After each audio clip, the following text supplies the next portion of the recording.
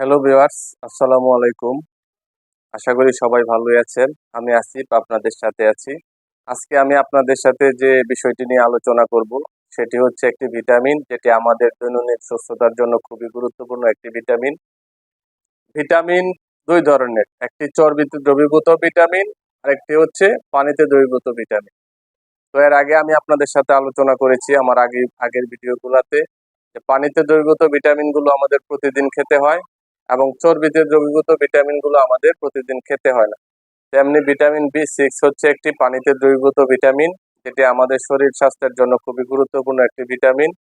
এই vitamin B 6 যেহেতু আমাদের বডিতে জমা থাকে না, তাই আমাদের প্রতিদিন খেতে হয়। ভিটামিন বি 6 আমাদের শরীরে লোহিত রক্তকণিকা তৈরি করে, নিউরোট্রান্সমিটার যেমন সেরোটোনিন তৈরি করে এবং শক্তিকে অবমুক্ত করে।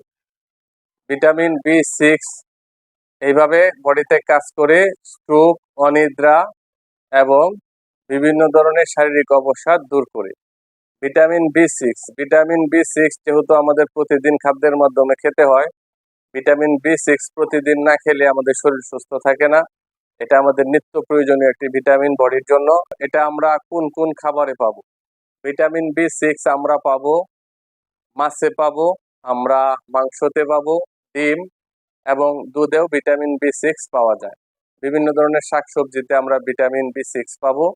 তো ভিটামিন বি 6টা যেহেতু শরীরে জমা থাকে না, আমাদের সুস্থতার জন্য এটা প্রতিদিন আমাদের প্রয়োজন, তাহলে আমরা ভিটামিন বি 6 যুক্ত খাবার বেশি করে খাবো এবং শরীরকে সুস্থ রাখবো।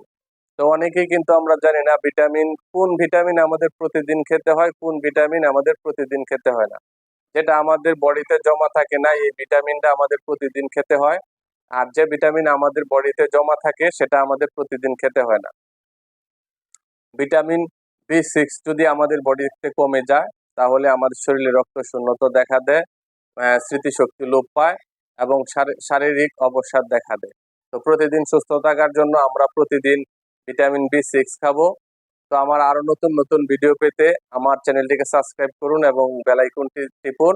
আর নতুন নতুন ভিডিও আপনাদের কাছে চলে যাবে। সবাই ভালো থাকবেন। আসসালামু আলাইকুম।